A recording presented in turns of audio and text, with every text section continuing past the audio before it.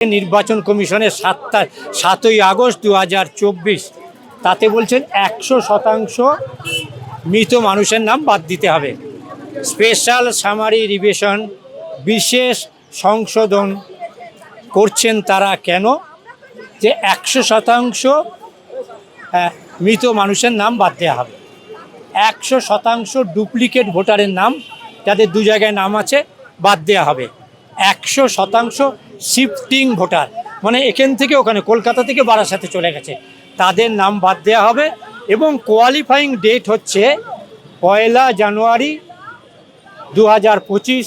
তালিকা, সংশোধিত তালিকা বেরিয়েছে। তাহলে কি দাঁড়ালো? 100% মৃতদের নাম বাদ দেওয়া হয়েছে। একেবারে এফিসিয়েন্ট, অত্যন্ত দক্ষ নির্বাচন কমিশন 100% নাম বাদ দিয়েছে। 100% মৃত ভোটারের নাম বাদ দিয়েছে। 100% ডুপ্লিকেট ভোটারের নাম বাদ দিয়েছে। 100% শিফটেড ভোটারের নাম বাদ দিয়েছে। তাহলে আপনি বলুন, 2025-এর 1 জানুয়ারি থেকে নভেম্বরের মধ্যে 22 লক্ষ লোক, এই যে তালিকা প্রথমে যে 58 লক্ষ লোকের তালিকা টানিয়েছে, তার মধ্যে 22 লক্ষ মৃত। পশ্চিমবাংলা কি মরগ লেগেছে নাকি যে 22 লক্ষ লোক? আচ্ছা, এক বছরে 22 লক্ষ লোক মারা গেছে। শ্মশান, কবরস্থান, গোরস্থান, এইগুলো থেকে রিপোর্ট নিলেই তো বেরিয়ে যাবে কত মানুষ মারা গেছে। আসলে বিজেপি আরএসএস বাংলার মানুষের মৃত্যু কামনা করে।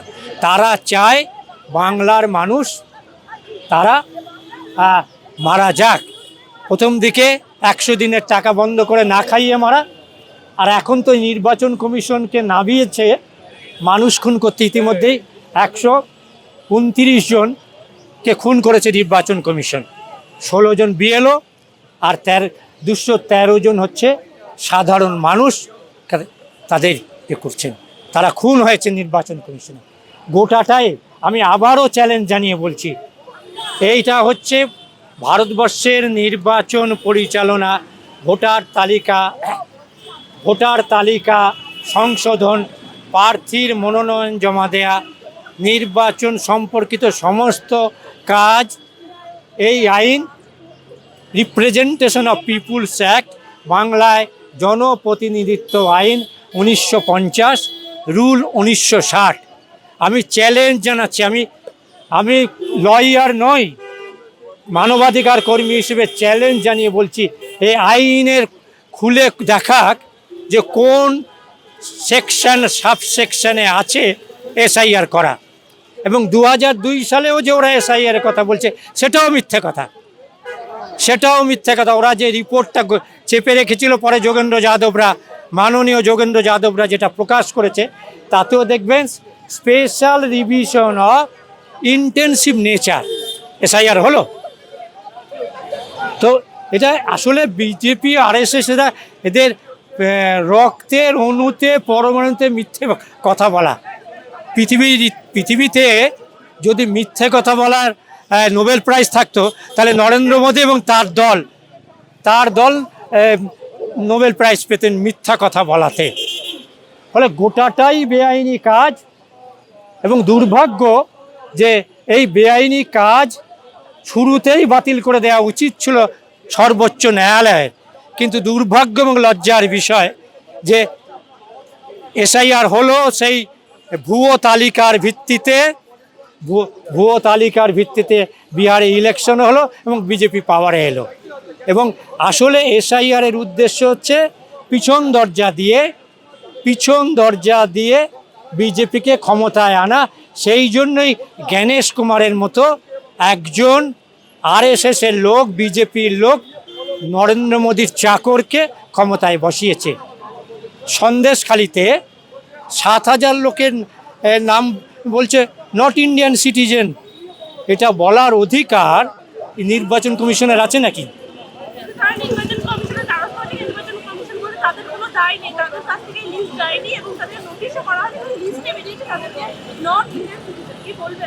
তো নির্বাচন কমিশন তালিকা প্রকাশ করেছে, দায় তো নির্বাচন কমিশনকে নিতে হবে।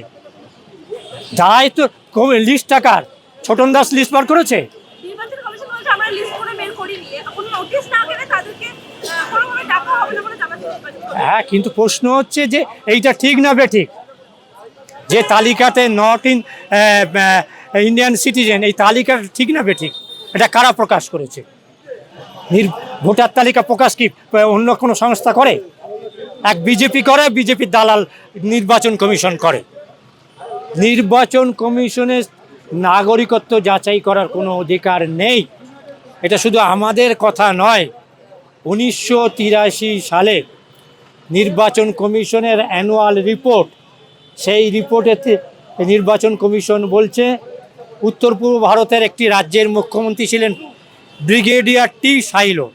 তিনি নির্বাচন কমিশনকে চিঠি দিয়ে বলছে আমার রাজ্যে বিদেশি ভোটার বিদেশিতে ভরে গিয়েছে, তাদের নাম বাদ দেওয়া হোক।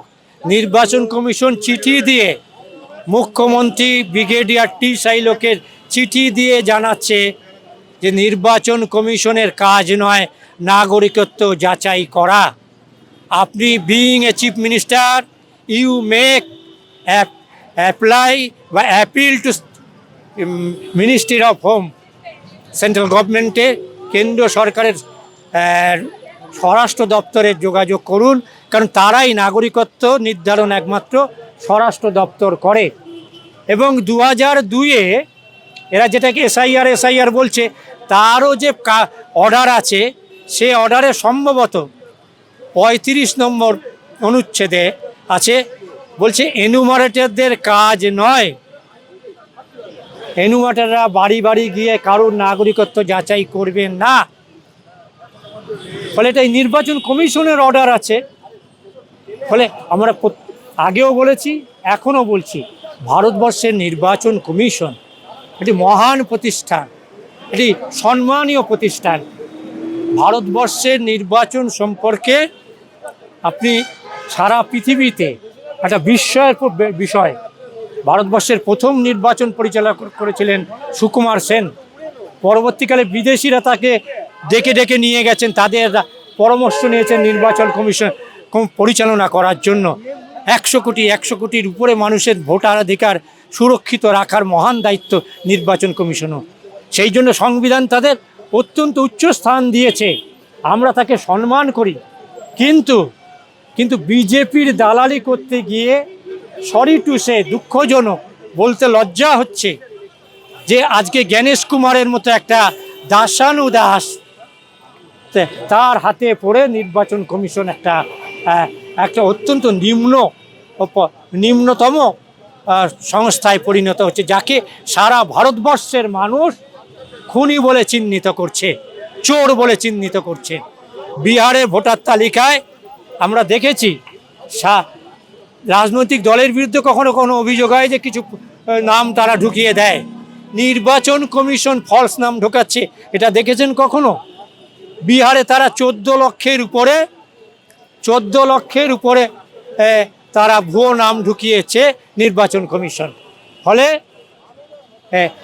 পশ্চিম বাংলায় বিজেপি ভেবেছিল পিছন দরজা দিয়ে ক্ষমতা দখল করবে। 1.5 কোটি মানুষকে আজকে ভোর থেকে সন্ধে পর্যন্ত লাইনে দাঁড় করাচ্ছেন। আমার 95 বছরের মা, আমার 85 বছরের মা, অসুস্থ মানুষ অ্যাম্বুলেন্সে করে যাচ্ছে। কত স্পর্ধা জ্ঞানেশ কুমারের! তোমার কাজ, তুমি আমার ট্যাক্সের টাকায় তোমার মাইনে হয়, আমার ট্যাক্সের টাকায় তোমার এসি গাড়ি হয়, তোমার কাজ হচ্ছে বাড়িতে গিয়ে দেখা, নাম লিখে আনা, আর তুমি 95 বছরের বৃদ্ধাকে ডেকে পাঠাচ্ছ, তোমার ঠাকুমার বয়সী। তারা সব লাইনে দাঁড়িয়ে অভিশাপ দিচ্ছে জ্ঞানেশ কুমার, মনোজ আগরওয়াল। মনে রাখবেন যে নরেন্দ্র মোদীরা চিরকাল ক্ষমতায় থাকবে না। ফলে ওই যে সুরক্ষা আছে, নতুন আইনে সুরক্ষা আছে, ক্ষমতা থেকে চলে গেল জ্ঞানেশ কুমারের বিরুদ্ধে মামলা করা যাবে না। এই আইন কালকে নরেন্দ্র মোদীরা চলে যাবে, পাল্টানো হবে। তখন জ্ঞানেশ কুমার এবং সমস্ত খুনিদের, যারা বাংলার মানুষকে খুন করছে, 16 জন বিএলওকে খুন করেছে, অসংখ্য মহিলাকে খুন করছে, সেই খুনি জ্ঞানেশ কুমারের বিরুদ্ধে ব্যবস্থা নেওয়া হবে। আর যাদের সেবা করতে নেমেছেন, বিজেপির সেবা করতে নেমেছেন বাংলার মানুষ, ওই ইতিমধ্যেই ওই বিজেপির মহিলা নেত্রী লকেট চ্যাটার্জিকে বাংলার মায়েরা ব্যবস্থা নিয়েছেন। আগামী দিনে বিজেপির নেতা শুভেন্দু অধিকারী, সুকান্ত মজুমদার থেকে শুরু করে এই নতুন যিনি সভাপতি, ভদ্রলোক বলে নিজেকে শ্রমিক ভট্টাচার্য, তিনি নাকি রবীন্দ্রনাথ করেন, আর রবীন্দ্রনাথ নাকি শান্তির নোবেল পুরস্কার পেয়েছেন।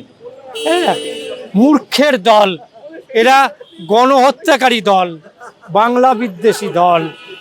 তাই এদের বিরুদ্ধে আগামী দিনে বাংলার মানুষ উপযুক্ত ব্যবস্থা নেবেন।